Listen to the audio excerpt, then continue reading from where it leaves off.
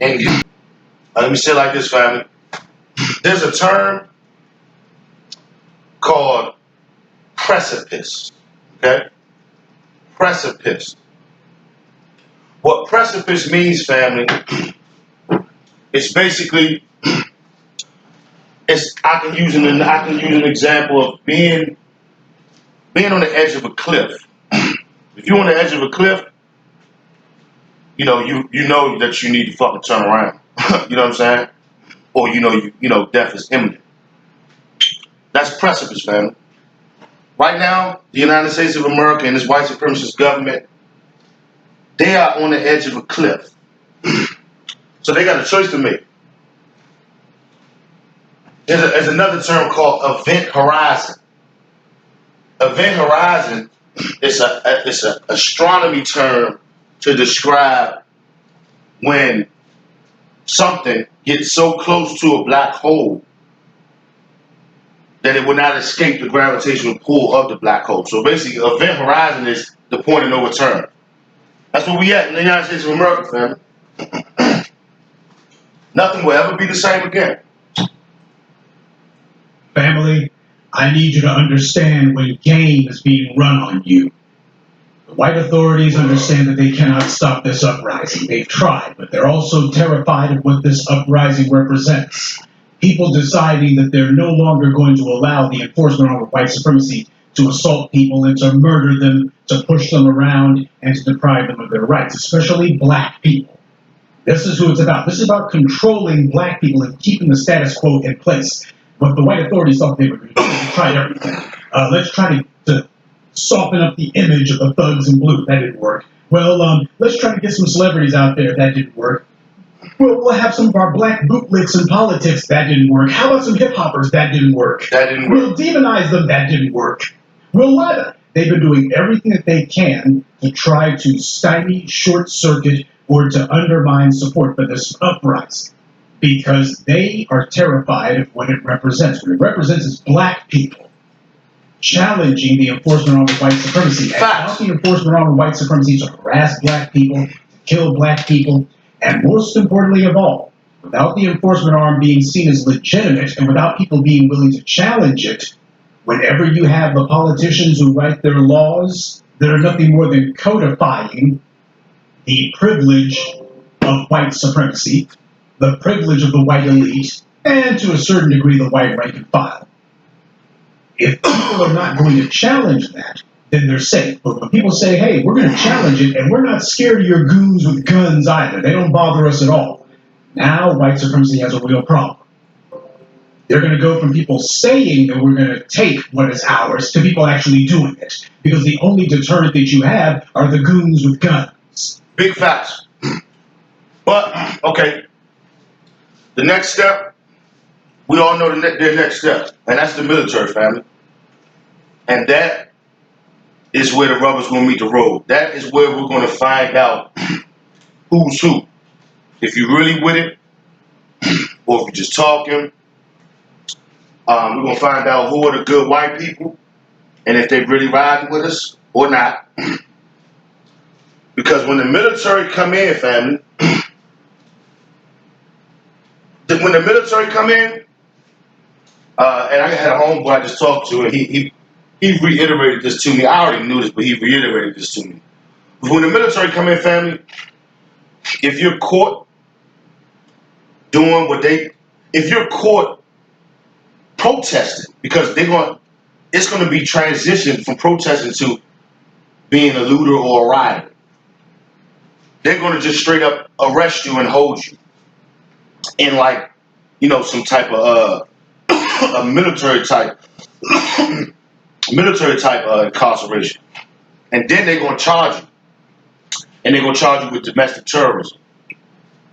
And that, family, as my homeboy reiterated it, and I already knew this, but a domestic terrorism charge, you're not coming home. Ever. If you get convicted. And the people are showing, well, these guys, we don't see them as legitimate. And we're going to keep pushing against them. And what they've shown is there's more people than there are goons with guns.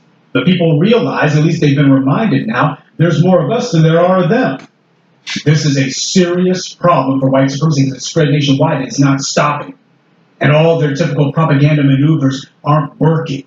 And the usual suspects ain't working. So now what's happened is first you had the state's attorney, the undercover white supremacist who really hasn't been too undercover, Mike Freeman. First, he was forced to have to bring charges against one of these thugs, the chief murderer. One of them. But he made a third-degree murder, which everybody let him know that is wrong. And he's sitting here deciding he's going to drag his feet on charging the other three so that hopefully time will pass and he can just say, well, there just wasn't enough, because I say so. But not before he allows his partner in crime, the Hennepin County medical examiner, to put out a so-called preliminary autopsy, which of course says, why, you guys, didn't you know that he didn't die of asphyxia? Now, they thought that was going to work. They thought that there was going to be that phony baloney, made up, completely fraudulent Emmy preliminary autopsy report.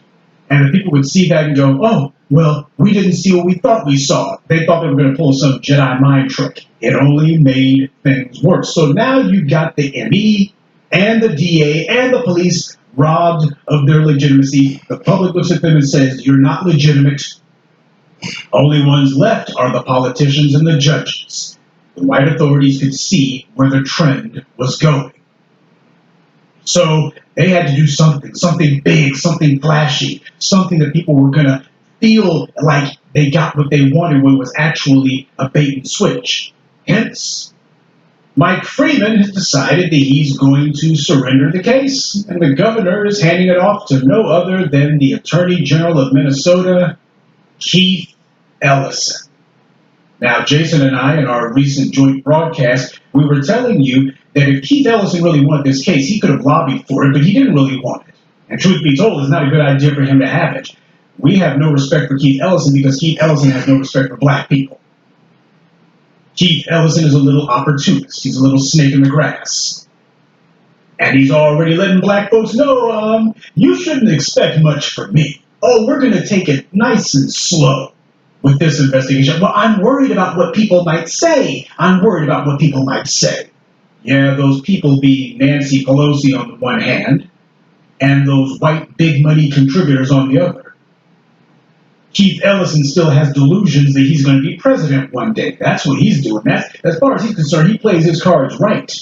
And the white establishment powers that be, he's going to submit for everybody that he's on the team. That's what this is really about. This is about white power attempting to find some end run around doing what the people are demanding. Because they already lost huge ground when Mike Freeman was forced to bring charges against Derek Chauvin. They lost big ground with that. Definitely.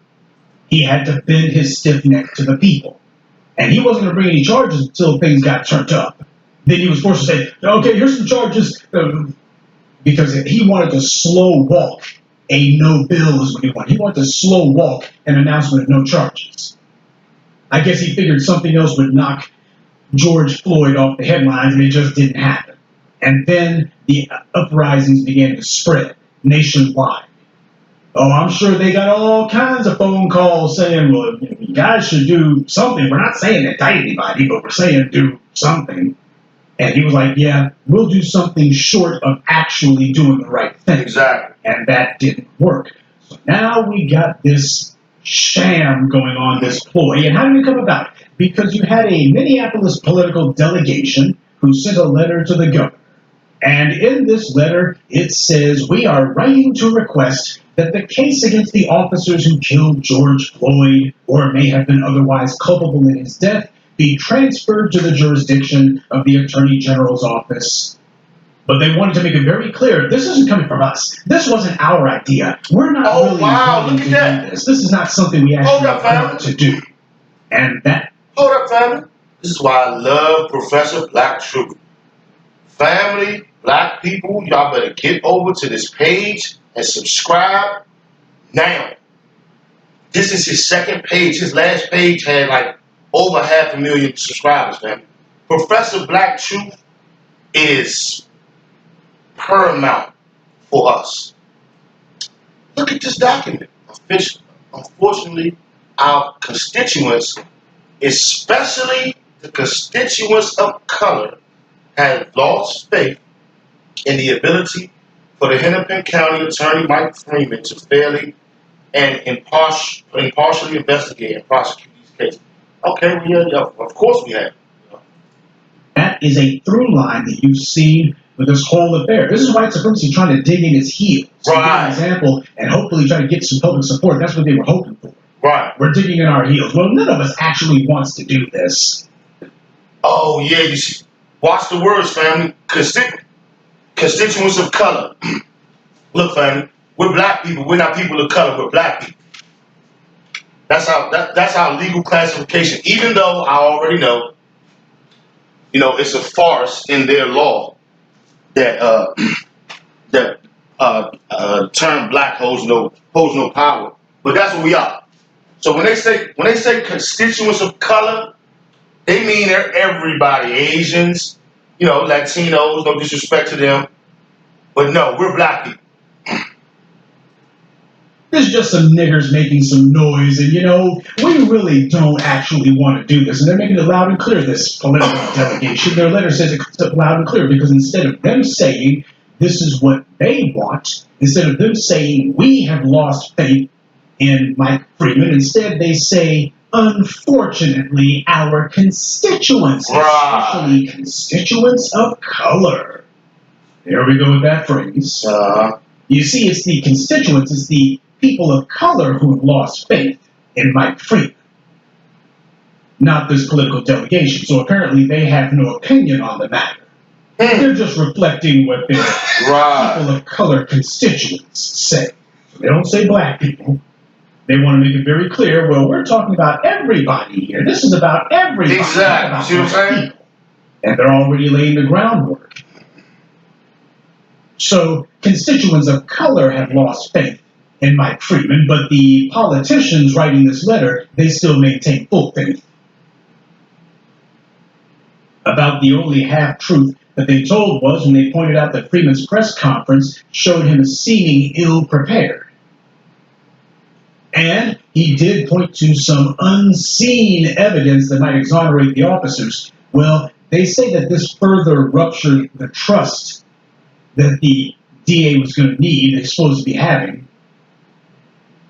But the problem is this man had no trust from the black community to begin with. Absolutely not. Right. And that's who really raised the most hell about this. That's who really raised the noise and put the heat on the politicians, the black community. They didn't have any faith in this bastard. They're trying to act as if, oh, well, they've always trusted this guy. The hell they have. They just didn't have a way to vote this scumbag out of office because they don't represent a large enough number of the electorate. Yeah, exactly. But it's in this delegation's very next paragraph when they get to the heart of the matter. They give the confession here, albeit obliquely. Given the present circumstances, that means all these black folks are going to turn things up nationwide, given the fact that the police are catching pure hell, and the cops who are not having to run with their tails between their legs, they getting that work in the streets, which means that they're expecting this is what's going to happen to the police in every encounter. You call yourself trying to bully black people in their homes or in their yards or in the streets, you go get that work. Given this growing threat, we believe that this case should be handled in a way that maximizes public trust and gives confidence to the public that justice will be done. Now, they went ahead and made a Freudian slip here. They didn't say that the case should be handled so as to maximize public trust. They said it should be handled in a way. This is pure manipulation right here. They came up with the admission and didn't even know it. We're not actually looking for justice. We just want to give the appearance that to the public that, see, we're making some moves here. We're doing a couple of things, and oh, you should have faith in the system. Right. Whose system? Ours. Right. That's what they mean when they say, we're going to investigate. We're going to look into it. Bunch of bullshit.